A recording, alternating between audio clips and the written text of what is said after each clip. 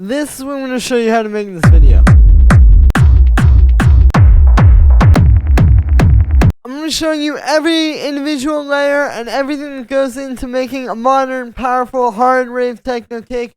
To go along with this video, I just dropped a new sample pack called Hardest Techno Cake and Bass Loops of All Time. The link is right at the top of the description. You get these 10 kits with every individual layer that you see here. The kick punch, the bass, mid-bass, the clicks, even the sidechain, plus the full bass. Literally everything for all 10 of these kits is available at the top of the description on my website for a super affordable price.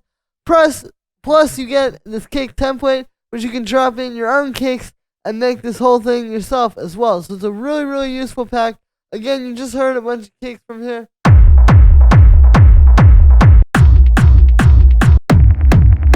Yeah, these are some of the best cakes on the market for this style. I really haven't heard better anywhere else. I put a ton of time into studying these tracks and learning how to make these cakes so that you guys can go and take your tracks to the next level. This is the best thing you can do right now as you're hearing this moment, to take your tracks to the next level today and really get to that place you've been trying to get. The cake is almost like 60% to 70% of what you're hearing in the track. So if you have these really amazing, hard-hitting cakes to start with, your track will just instantly be better. Like, if you're looking for something right now to make your tracks better, go grab this pack. Link is at the top of the description. Thanks for the support, but also, go support yourself making your best music. And yeah, let's dive in. So, this is all the layering I would do for a cake in this style. What we got going on here is we got 5 main layers. We got our cake. You can hear this is just a nice, hard-hitting cake that I've actually pitched down a little bit, you can see, to get it nice and, like, deep. And it's made of 2 layers. We have this high cake, which you can see we're using the EQ3, and we're taking the lows and mids. And then this one, which we're taking the mids and highs. And we could just take the highs,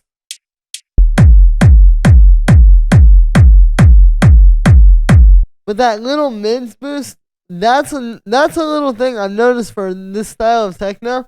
It's like having a lot of like a mid like in your kick is gonna make a big difference.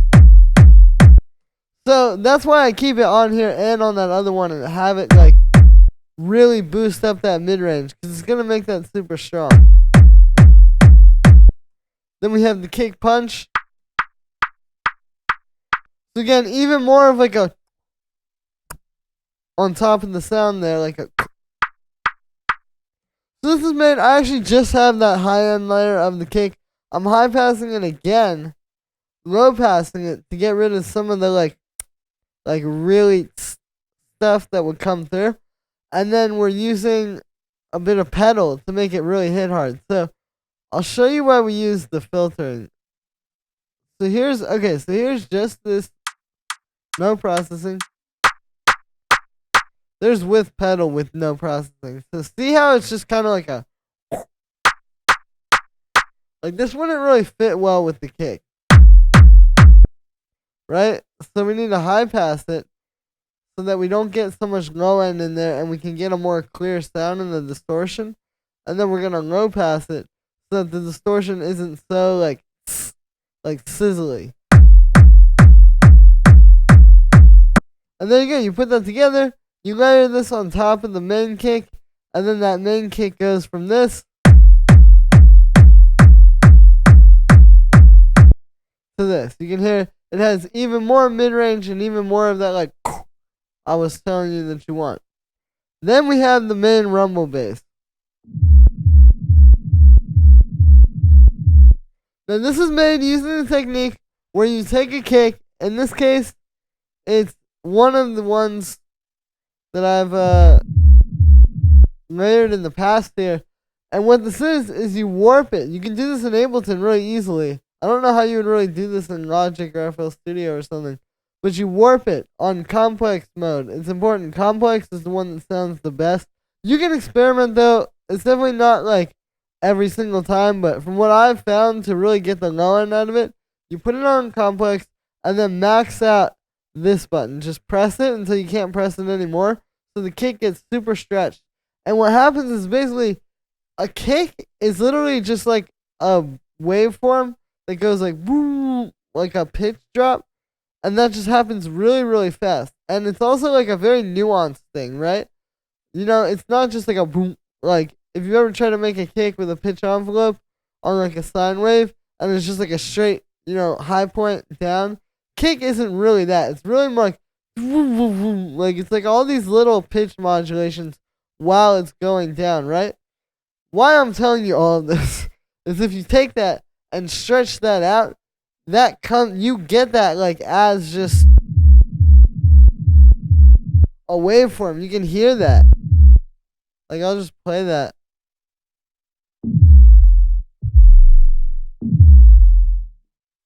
See, it's like a boom, boom, boom. So I've got that. We're low passing it. And then we're side chaining it to this side chain up here, where it's just one of the kick layers, but super short and muted. And then EQ, cutting out the lows you wouldn't really hear, and cutting out some highs. We really don't want to do much else. It's just converting it to mono after that. With this, the point is you want to be able to play this with your kick.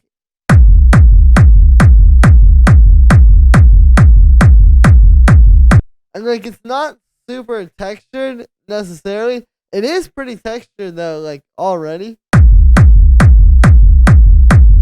But it's just that fat, solid rumble kick, right? You don't need all the like mid-range stuff just yet.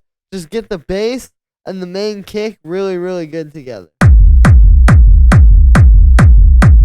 And if you try to do too much like delay or something or distortion on this rumble, it tends to take away from it. Again, you just want this to be really clean. That's the secret. A lot of people think like when it's hard techno, oh, you want to put all this distortion on it and make it super like where industrial and you do, but you actually need to. The secret to it is, even though it's hard techno and it sounds kind of lo-fi, it's actually like these very basic elements, like this bass, is just like a.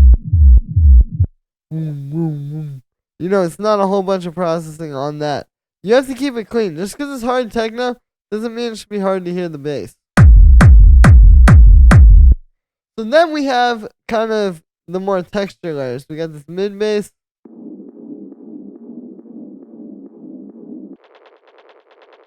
And then these clicks. So again, here's the whole kick without the texture layers.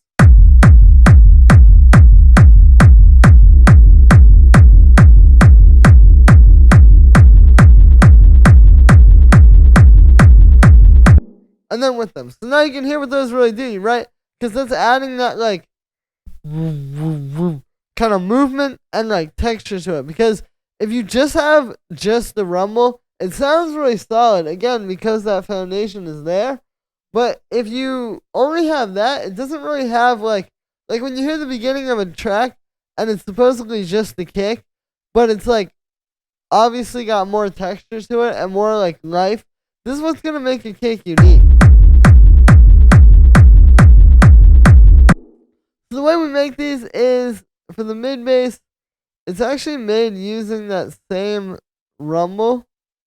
You can see, like, I literally just, this is what you can do, is once you make the rumble, and you have your basic kick, right, you have those, like, first 2 or 3 layers, just the kick and the bass, and maybe the kick punch if you want to add that, then you can just start duplicating those to make these other layers there. So, this one, I just duplicated the sub bass. There's no filtering just yet, though. I've got a bit of reverb, you can see, like, super fast. High pass filter. We're distorting it with this amp. Low pass. So I'll show you. Okay, so again, it's just the rumble. Reverb. High pass.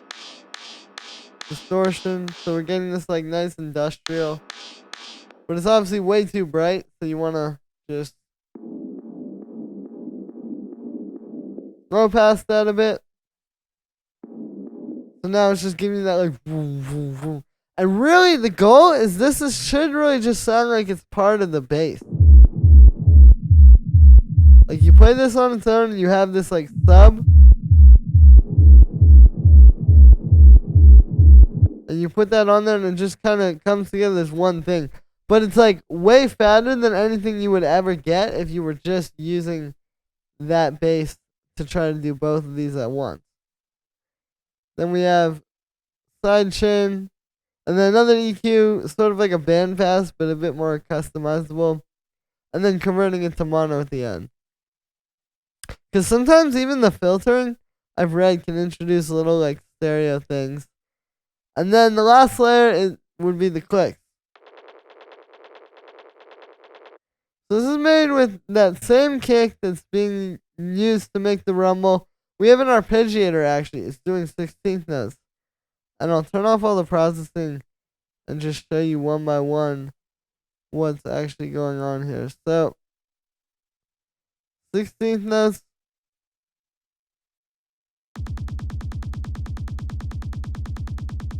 Right, just like a straight kick. A little bit of reverb.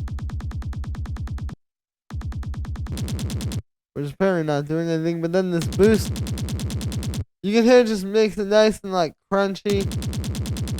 And it's all texture now. Low pass to take off that like sizzle. Again, you really don't want that. You want this to kind of fit into the background. So all these low pass filters are going to help, but just setting it right so that it doesn't disappear, but it just fades into the background of the kick. Sidechain.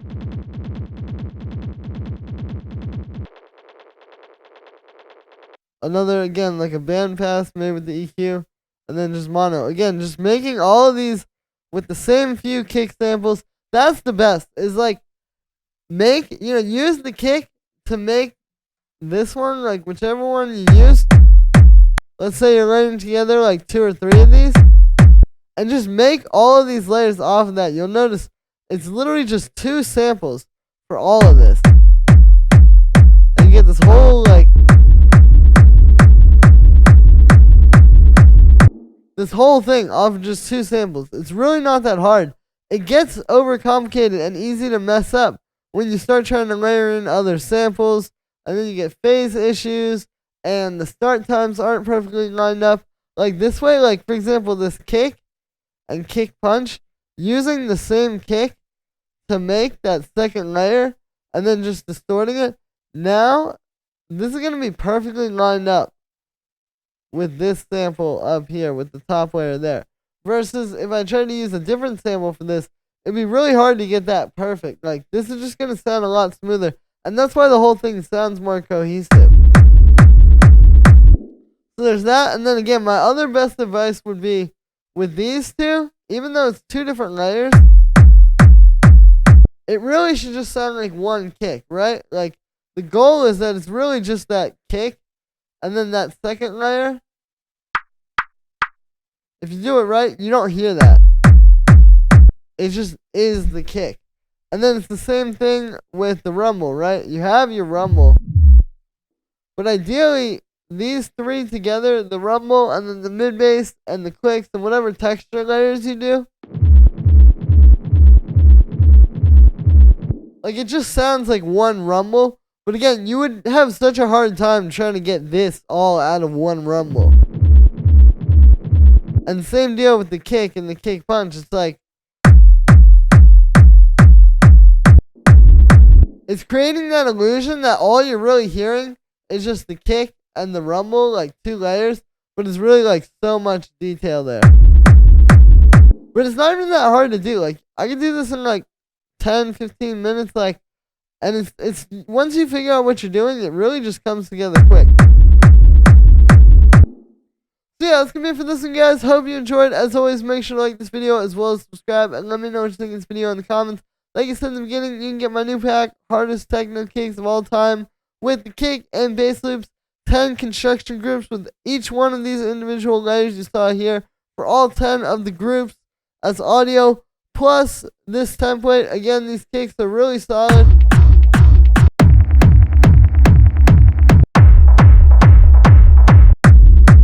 Best on the market for the style, if you ask me. Link is right at the top of the description. Thank you so much for the support. It really helps me. But also, it's going to support you. This is something you can drop into your track right now that will instantly take you to the next level and help get you where you've been trying to get and help you stop struggling as a producer or just give you some new inspiration or anything in between. Link is at the top of the description. Thanks for the support, guys. See you soon with another video.